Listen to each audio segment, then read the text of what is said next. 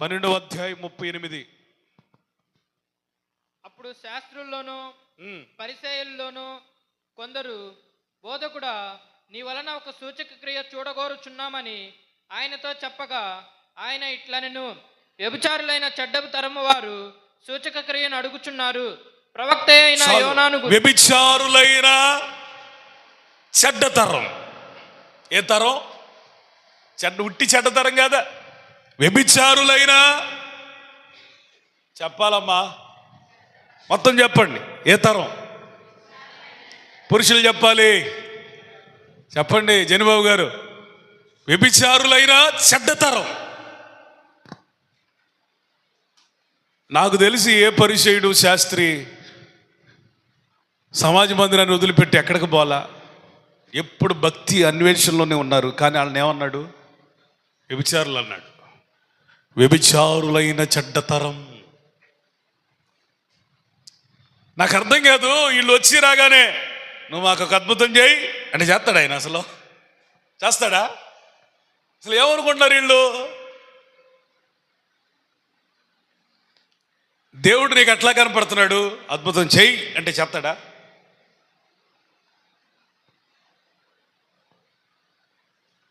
పరిసయ్యులు శాస్త్రులు అద్భుతం చేయమని అడిగినప్పుడు ఆయనకి కోపం వచ్చి, వ్యభిచారులైన ఈ చెడ్డ తరము వారు అద్భుతాలు లేదా సూచక్రియలు కోరుచున్నారు, నేను చేయను.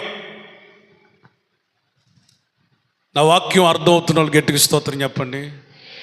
వెనకాల ఏదో సంతలాగా ఉంది, వినాలా?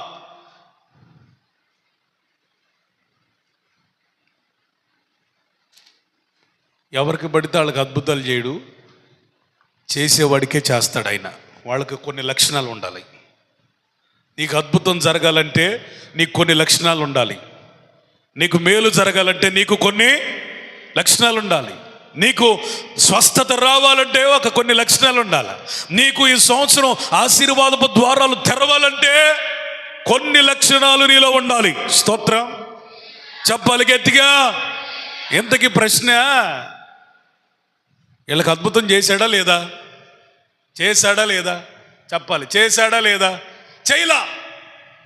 పైగా వీళ్ళ మీద ఒక ముద్ర వేసేశాడు, వీరు వ్యభిచారులైన చెడ్డ తరం. వీళ్ళకి సూచక్రియలు కావాలి, స్వస్థతలు కావాలి, అద్భుతాలు కావాలి, మేలు జరగాలి, క్షేమం రావాలి, ఆశీర్వాదం కలగాలి. కానీ ఎవరొద్దు? ఎవరొద్దు? యేసయ్యొద్దు. ఈ పరిసయ్యుల శాస్త్రులు ఎవరో తెలుసా? యేసు ప్రభు ఏ తప్పులో దొరుకుతాడా అని వెతికిన వాళ్ళు. ఈ పరిసయ్యుల శాస్త్రులు ఎవరో తెలుసా? యేసుని ఎప్పుడు చంపుదామా అని వెతికిన వాళ్ళు. ఈ పరిసయ్యుల శాస్త్రులు ఎవరో తెలుసా? మోషేకి వ్యతిరేకంగా ఇతను మాట్లాడుతున్నాడు కాబట్టి ఇతడు దేవదోషకుడని యేసయ్య మీద ముద్రేసినాడు. ఈ పరిసయ్యులు ఎవరో తెలుసా? ఈయన దయ్యాలు వెళ్ళగొడుతుంది, ఈయన శక్తి వలన కాదు, దైవ శక్తి వలన కాదు, దయ్యముల అధిపతి అయిన బయల్జెబూలు వలన ముద్రేసినాడు. ఈ పరిసయ్యులు శాస్త్రులు ఎవరో తెలుసా? అద్భుతం చేస్తున్నందుకు సంతోషపడకుండా విశ్రాంతి దినమున చేస్తున్నందుకు అభ్యంతరపడిన వారు. ఈ పరిసయ్యుల శాస్త్రులు ఎవరో తెలుసా? ప్రజల పాపములను క్షమించినప్పుడు క్షమించుటకు వీడెవడో అని రొమ్ము విరిచినోళ్ళు.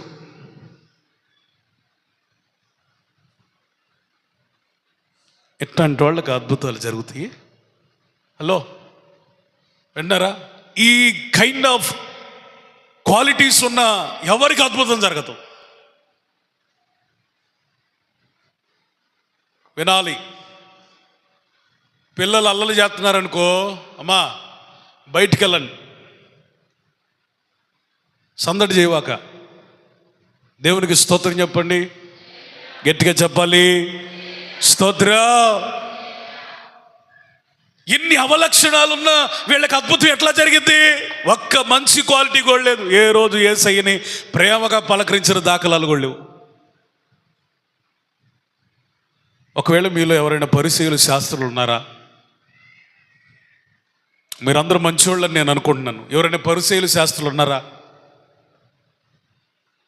మీరు అద్భుతాల గురించి మర్చిపోండి, సూచక్రియల గురించి మర్చిపోండి, మేళ్ళు గురించి మర్చిపోండి, శాపం గురించి ఎదురు చూడండి. కొంచెం కఠినంగా మాట్లాడి, ఇది వాస్తవం. నీలో పరిసయ్యుని ఆత్మ, శాస్త్రీయ ఆత్మ ఉంటే నీకు సూచక క్రియ జరగకపోగా దేవుని శాపం వస్తుంది. పైగా ఆయన 2 సందర్భాలను చూపించి వాళ్ళకి చేసిన అద్భుతాన్ని జ్ఞాపకం దేవుడు వారికి చేసిన అద్భుతాలను జ్ఞాపకం చేసుకున్నాడు. ఒకళ్ళు ఎవరో తెలుసా? నినివే పట్టణస్థులు. స్తోత్రం. రేపు తీర్పు దినమున ఈ నినివే పట్టణస్థులన్న నీతిమంతులుగా ఎంచబడతారు, కానీ వారే మీ మీద నేరస్థాపన చేస్తారు. ఎవరో? నినివే పట్టణస్థులు మీ మీద నేరస్థాపన చేస్తారు, కానీ మీరు నీతిమంతులుగా ఎంచబడరు. ఎందుకు నినివే ప్రస్తావన వచ్చింది? నినివే పట్టణస్థులు ఎట్లాంటి వాళ్ళు తెలుసా? వీళ్ళకి అది ఉంది, ఇది లేదు అనేది ఏమి లేదు, అన్ని అవలక్షణాలు ఉన్నాయి. తృణప్రాయంగా మనిషిని చంపేస్తారు మనుషులు చూస్తుండగానే. అబార్షణలు చేయించేస్తారు. ఇదంతా చరిత్ర చెప్తున్న సత్యం, నిజాలు. నరబలులు ఇచ్చే పట్టణం ఇది. అన్యాయంగా ఒకరినొకడు దోచుకునే పట్టణం ఇది. ఒకరి బారిన మరొకడు చాలా తేలిగ్గా అందరూ చూస్తుండగా అందరికి తెలిసిన ఉంచుకునే పట్టణం ఇది. కొంచెం నా మాటలు కఠినంగా ఉన్నా ఇవి నిజాలు. ఎంత భయంకరమైన పట్టణం అంటే ఇది. వ్యభిచారాన్ని నీళ్లప్రాయంగా చేసిన పట్టణం. దైవ భయం కొంచెం అయినా లేని పట్టణం. ఇది మామూలు పట్టణం కాదు, విగ్రహారాధనకి నెలవైన పట్టణం. ఒక్క మాటలో చెప్పాలంటే, నా భాషలో చెప్పాలంటే, the sweet home of evil spirits. అపవాది గుంపుకి ఒక అందమైన ఇల్లిది. ఏది? నినివే పట్టణం. వాళ్లకు స్వార్థ ప్రకటించడానికి. అందుకనే యోనా ఇష్టపడలా. చిచి వీళ్ళ దగ్గరికి వాళ్ళు నశించిపోయినా పర్వాలేదు, అవసరమైతే నేను నశించిపోయినా పర్వాలేదు, నేను వాళ్ళకు స్వార్థ చెప్పే ప్రసక్తే లేదని. ఇన్ని లోపాలు ఉన్నాయి కాబట్టి. అందున ఒక పర్సనల్ ఇష్యూ కూడా ఉంది. అదేంటంటే ఇస్రాయేల్ మీద కూడా వీళ్ళు దాడి చేశారు. తర్వాత సంగతి. ఇన్ని అవలక్షణాలు వీళ్ళకు ఉన్నాయి కాబట్టి అసహ్యత వాళ్ళంటే. కానీ దేవుడు అతని రూటును మార్చి, మనస్సును మార్చి, ఆ కఠినమైన ప్రజల దగ్గరికి వెళితే కష్టమో నిష్ఠూరమో మొత్తానికి 1 దినమంత నడిచాడంట. ఎంత 3 దినాలు నడిస్తే ఆ పట్టణం వచ్చింది. ఎన్ని దినాలు నడిచాడు? జస్ట్ 1 డే నడిచాడు. ఆయన ప్రభావం ఆ పట్టణం అంతా కమ్ముకుంది. చెరసాలలో ఉన్న ఖైదీ మొదలుకొని సింహాసనం మీద ఉన్న రాజు వరకు అందరూ సింహాసనం దిగి వారి వస్త్రాలు విప్పేసి గోనె పట్టును ధరించారు. పశువులు కూడా నీళ్ళు ఇవ్వలేదు, చంటి బిడ్డలు కూడా పాలు ఇవ్వలేదు. ఆ దినమంతా ఉపవాసం ఉండి, అయ్యా నిజమే, నీవు నరహంతకులమే, వ్యభిచారులమే, దైవభక్తి లేని వారమే, ఇతరులను దోచుకుని వారమే, అయ్యా కొంచెమైనా భయం లేకుండా బ్రతికేమయ్యా, నీకు మీద తిరుగుబాటు చేసామయ్యా, ఒక్కసారి మమ్మల్ని కనికరించరాదా అని రాజు మొదలుకొని బానిస వరకు, బాలింత వరకు ప్రార్థిస్తే దేవుడు వారిని కనికరించి ఆ పట్టణాన్ని 100 సంవత్సరాల దాకా కాపాడాడు. చప్పట్లు కొట్టి గట్టిగా స్తోత్రం, స్తోత్రం, హల్లెలూయా. నినివే పట్టణం అన్న మారిద్ది, కానీ పరిసయ్యుడు ఆత్మ ఉన్నవాడు మారడం. నినివే పట్టణం అన్న మారింది, కానీ శాస్త్రిలాగా వ్యవహరించేవాడు మారడం. అందుకని అంటున్నాడు, అరే శాస్త్రులారా, పరిసయ్యులారా వినండి, నినివే కన్నా మారు మనసు కలిగింది కానీ మీకు కలగదు. కాబట్టి అద్భుతం చేసి ఏం ఉపయోగం? నేను చేయను. రేపు తీర్పు దినమున వాళ్ళు మీకు తీర్పు తీరుస్తారు, నేను కాదు. మీ మీద నేరస్థాపన చేస్తారు. అంత భయంకరంగా ఉన్న వాళ్ళు మారు మనసు పొందారు, కానీ మీకు అంతా తెలుసు. బైబిల్ తెలుసు, వాక్యం తెలుసు, ప్రార్థన తెలుసు, పాస్టర్లు తెలుసు, అందరూ తెలుసు. నీకు తెలియని వాళ్ళు ఎవరు? అన్నీ తెలుసు, కానీ ఏం తెలీదు. తగ్గించుకొని కొంచెం దిగి విధేయత కలిగి, వినమ్రత కలిగి, ఉపవాసం ఉండి తప్పులు ఒప్పుకొని ప్రార్థన చేసే ఆ మనసు లేదు. ఇది వ్యభిచార చెడ్డతరం, వ్యభిచారులైన.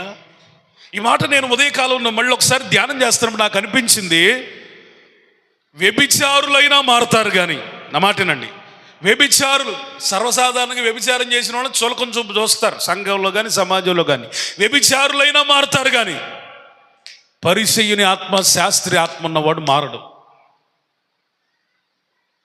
దీని అర్థం ఏంటి? వ్యభిచారుల కంటే ఘోరమైన పాపం ఏదైనా ఉందంటే ఎవడాడు?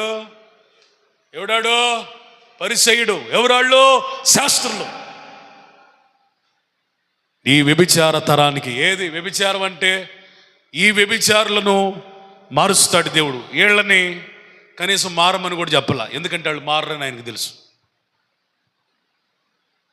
ఇంకెప్పుడు పాపం చేయొద్దని పాపంలో పట్టుబడిన స్త్రీలకు చెప్పాడు,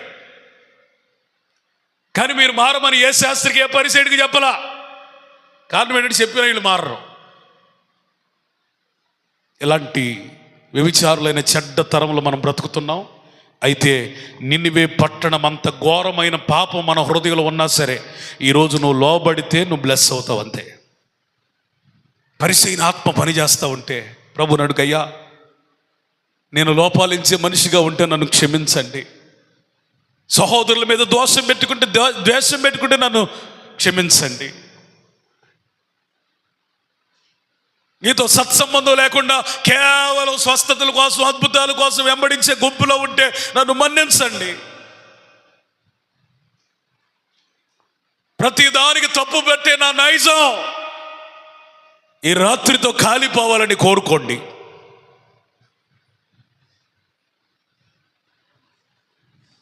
అప్పుడు మీరు దీవించబడతారు. స్తోత్రం, ప్రైజ్ ది లార్డ్. ఇంకొకళ్ళు చూపించాడు. ఎవరామె? షాబా దేశపు రాణి. ఎవరో అంటే వీళ్ళకి బుద్ధి రావడం కోసం ఇద్దరిని ఎగ్జాంపుల్గా తీసుకున్నాడు. పరిసయ్యులకు, శాస్త్రులకు బుద్ధి రావడం కోసం ఒకటి నినివే పట్టణస్తుల్ని, రెండోది షాబా దేశపు రాణి. సొలొమోను యొక్క జ్ఞానాన్ని శోధించడానికి 1200 మైళ్ళు ప్రయాణం, ఎడారిలో ఒంటి మీద 1200 మైళ్ళు.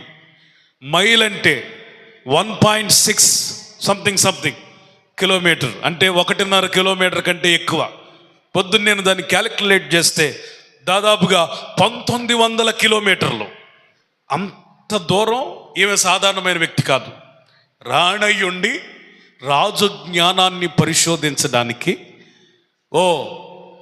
గంధవర్గముతో, పరివారంతో, వినయ ఆసక్తులతో 3 నెలలు, ఎన్ని నెలలు? 3 నెలలు ప్రయాణించి సొలొమోను చేరిందట. ఏమర్థమవుతుంది మీకు? అద్భుతం కావాలంటే ఆశామాషగా ఉందా? నువ్వేమి ఒప్పుకోకుండా కప్పుకొని జీవిస్తే అద్భుతం జరిగిద్దా? నీకు ఇష్టానుసారిగా ప్రవర్తిస్తే అద్భుతం జరగదండి. ఈమె సొలొమోను జ్ఞానాన్ని చూడడానికి రాణి అయ్యుండి తగ్గించుకుంది. తగ్గింపు కావాలి, చెప్పాలి. ఎడారి ప్రయాణం అంటే సుఖవంతంగా ఉంటుందా? ఏసీ కారులో లాగా ఎట్లా ఉంటుంది? అబ్బో, ఇసుక గనక మీదకి, ఆ వేడి గాలులు ఇసుక మీదకి వస్తే ఎంత చిరాకుగా ఉంటుంది. రాణిగారికి అంత బాధలు ఎందుకు? చూడాలి, సొలొమోను జ్ఞానాన్ని చూడాలి. ఒక తీరని ఆకాంక్షలో ఉంది. స్తోత్రం. 3 నెలలు ప్రయాణం చేసింది, ప్రయాస.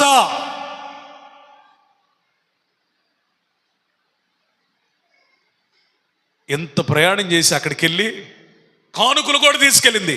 సమర్పణ, తగ్గింపు లేకుండా, సమర్పణ లేకుండా, ప్రయాస లేకుండా, తీవ్రమైన కోరిక లేకుండా నీకు అద్భుతం జరగదు. ఈ 4 సంపాదించుకుపోట. ఈ 4 ఒక్కటి కూడా లేదు. ఎవరికి? పరిసయ్యులకు లేదు, శాస్త్రులకి. 4లో ఒక్కటి కూడా సింగిల్ క్వాలిటీ కూడా లేదు. ఈడొచ్చి తేరగా అడుగుతున్నాడు.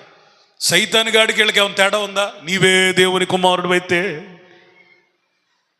రాళ్ళను రొట్టెలుగా చేసుకో తినమని చెప్పిన సైతాన్ గాడికను మా కొరకు ఒక సూచక క్రియ చేయి అన్న ఈ శాస్త్రుల పరిశీలకి ఏమన్నా తేడా ఉందా? ఒక రాణి అయ్యుండి అంత తగ్గించుకొని, అంత ప్రయాసపడి, అంత సమర్పించుకొని అంత తీవ్రమైన కోరికతో వెళ్ళి ఆమె చెప్తుందయ్యా, నేను చూసిన దానిలో విన్నది సగం కూడా లేదు, అంత అద్భుతమైన జ్ఞానం కలిగిన వాడివని ఘనపరిచింది.